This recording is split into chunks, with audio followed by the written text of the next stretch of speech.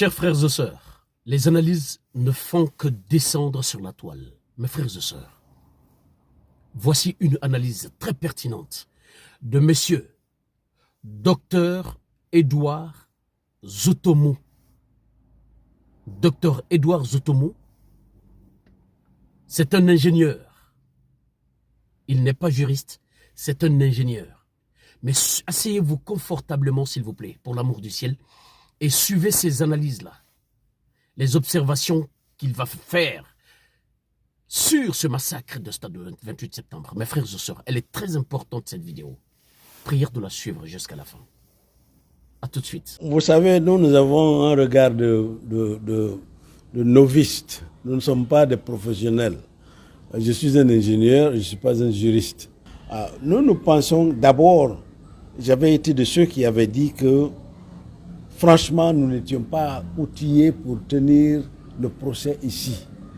Et pour ça, j'avais ramené, cloué au pilori, franchement, la CPI elle-même, qui avait, dès le départ, accepté de faire tenir justement le procès ici. Je me suis dit que la justice que nous avons ici, elle est à plusieurs vitesses. Elle est toujours sous l'influence d'une certaine autorité, qu'on le veuille ou pas. Alors moi j'avais dit qu'on aurait peut-être mieux fait de maintenir, de faire tenir ce procès-là à la CPI, la CPI à la Haye. Comme ça, c'est loin de toutes les influences. C'est ce que je disais. Et on ferait participer tous ceux qui sont concernés. Voilà. Vous savez, quand il y a un jugement, un procès, il y a des accusés, il y a des témoins, il y a tous ceux qui sont, en tout cas, intéressés d'une manière ou d'une autre à ce processus. Exact. Et dans le cas guinéen, il n'y a pas eu de, comment on appelle ça, le cas guinéen ne fait pas une exception. Moi, j'avais estimé, personnellement, que si on devait tenir le procès, il fallait d'abord réunir toutes les conditions pour convoquer tous ceux qui sont de près ou de loin associés à ce problème. Exact. Je ne dis pas qu'ils sont tous coupables.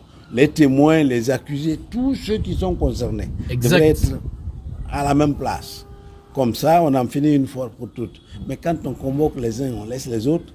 Pour nous qui observons en tant que non-initiés à la loi et tout ça, sur la base de ces simples observations, nous disons que quelque chose ne cloche pas. C'est ça. C'est ça.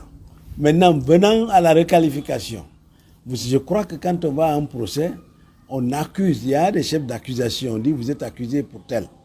Alors, une fois que vous êtes là, et toutes les conclusions ont été déjà tirées, je ne vois pas comment est-ce qu'on attend que le procès soit pratiquement terminé et qu'on dise qu'on va requalifier. On requalifie. Pourquoi?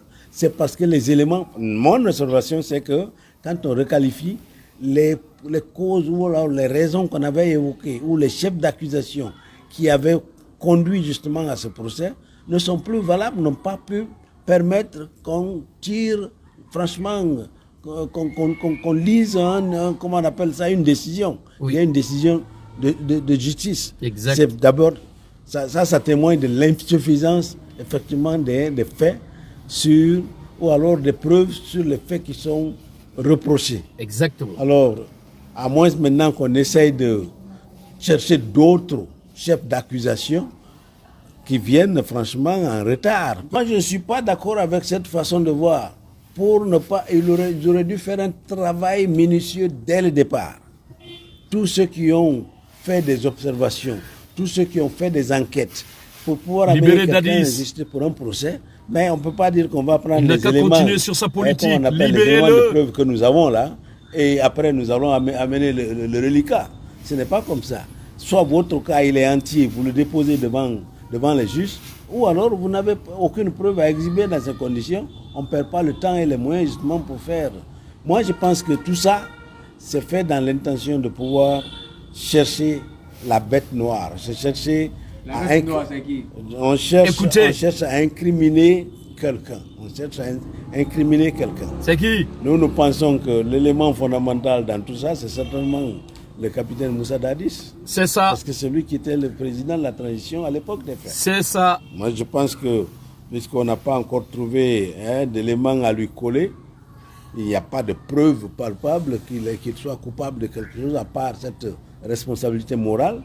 Et on est en train de trouver justement des éléments, de nouveaux éléments qu'on veut lui coller simplement pour faire en sorte qu'il soit condamné. Vous-même, vous avez vu, à un moment donné, on a failli interrompre le procès parce que simplement nous étions dans l'incapacité de pouvoir continuer à payer même tous les juristes qui avaient été associés, recrutés pour ce procès. On est dans l'incapacité. Partagez largement, s'il vous plaît. Le problème, ce n'est pas simplement de dire nous sommes indépendants, nous sommes ceci, mais quand vous ne pouvez pas supporter cette indépendance-là, par une capacité de pouvoir élaborer un programme précis, que ce soit un programme économique, un programme politique ou un programme juridique, ce n'est pas la peine d'exhiber cette indépendance-là parce qu'on est indépendant peut-être en théorie. La justice n'est pas encore... Même la justice n'est pas indépendante. C'est ça. Vous parlez d'indépendance économique, elle n'existe pas parce que vous ne pouvez pas boucler vos budgets. Tout le monde sait ça. Alors vous êtes indépendant dans quel cadre? Moi je crois que quand vous avez besoin d'aide, dites carrément aux gens que vous avez besoin d'aide et puis les gens viendront en aide. C'est ça. Pour moi, on veut que le procès là soit équitable. On l'a toujours voulu. Ce n'est pas une façon, mais pour qu'elle soit équitable, il faut que tous les accusés soient traités de façon équitable. Exact. Mais dans ça aussi, un des éléments que j'avais vu dès le départ, je m'étais dit que le capitaine Moussa Dadis, quoi qu'on dise, il incarne quelque chose. Suivez. Il a été un chef d'État. Oui. Aujourd'hui, c'est lui. Oui. Aujourd'hui, c'est lui. Oui. Demain, il se pourrait que ce soit quelqu'un d'autre. Est-ce que les gens pourront accepter qu'on traite un ancien chef d'État de cette façon? Wallah. Moi, je trouve que c'est non. Ça ne veut pas dire qu'on ne peut pas le condamner s'il est coupable. Oui. Mais le traitement qu'on lui a infligé au départ, franchement, n'a pas été à la mesure de ce qu'on attendait. Beaucoup de gens disent que non, il faut le traiter comme les autres. Mais ce n'est pas la première fois qu'on trimballe un chef d'État devant une de telles institutions. Mais avant d'y aller, quand même, on leur accorde le bénéfice ou alors le respect pour les fonctions qu'ils ont exercées en fonction de leur statut. Ouais. C'est ça. Monsieur Dadis ou le capitaine Dadis, on aurait dû, à mon avis, le garder dans une maison, comment on appelle ça, une résidence surveillée. Aujourd'hui, il est à la maison centrale. Il paraît qu'il dort à même le sol, pratiquement. Peut-être sur un matelas. Moi, je crois que ça ternit l'image. Et on a ainsi mis un précédent. On sera obligé de faire comme ça pour tout le reste. Moi, je crois que ce n'est pas normal. Ça ternit l'image du pays. Frères et sœurs, j'aime les gens qui disent la vérité. Wallah, j'aime la vérité. Moi, mon prénom, c'est Aboubakar. Aboubakar Sédiq. Cette vérité-là, je l'ai hérité à mon homonyme, Aboubakar Sédiq, le compagnon numéro 1 du prophète Mohammed alayhi salatu wassalam. La vérité, je la dirai jusqu'à la fin de mes jours. Jusqu'à la fin de mes jours. Je n'aurai peur ni honte de dire la vérité à qui que ce soit. Wallah billahi tallah. Je me suis juré sur ça. La vérité, même si c'est sur mes parents, je le dirai. Mes frères et sœurs, voici encore un autre véridique. Monsieur Edouard Zoutomou, docteur Edouard Zoutomou. Mes frères et sœurs, c'est ça la vérité. Tout ce qu'il a dit dans sa vidéo-là, c'est ce que je disais dès le départ. Depuis le départ, je le disais. J'avais dit que la Guinée n'est pas habilitée à faire ce jugement. La Guinée n'est pas prête pour ce jugement-là. Il faut renvoyer ce jugement-là à la CPI. C'est ce que j'ai dit au départ. Les Guinéens étaient là à dire non. La Guinée, on est indépendant.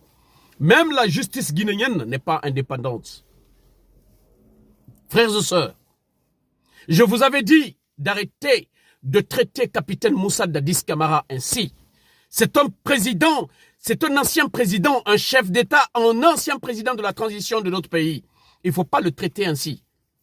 C'est indigne pour notre continent. C'est indigne pour notre pays. J'ai dit ça combien de fois? Il y en a qui disent que c'est ce que docteur Edouard vient de dire. Capitaine Moussa Dadis Camara devait être dans une résidence surveillée.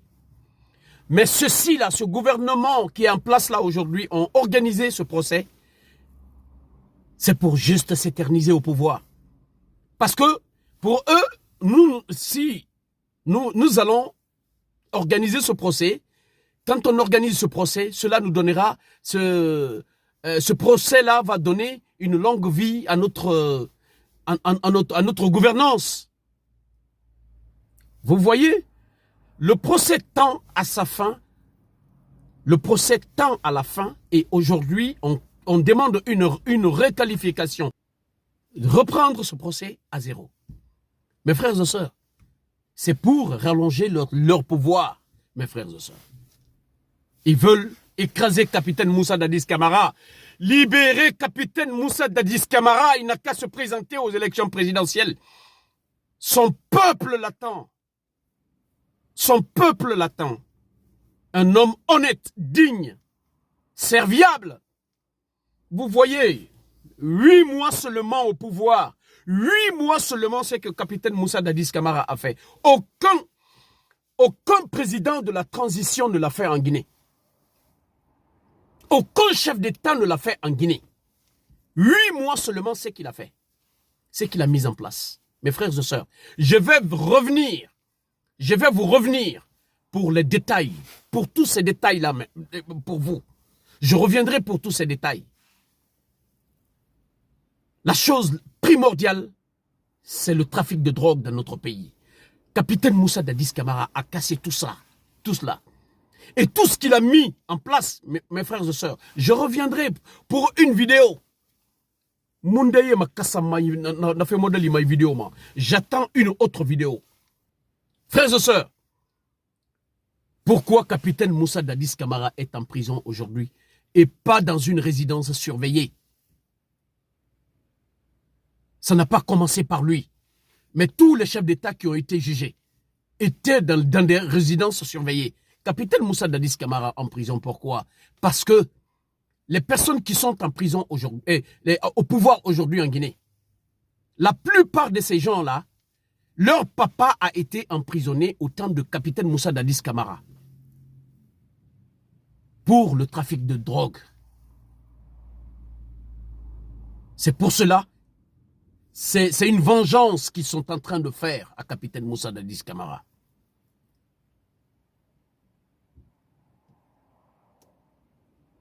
C'est une vengeance, mes frères et sœurs.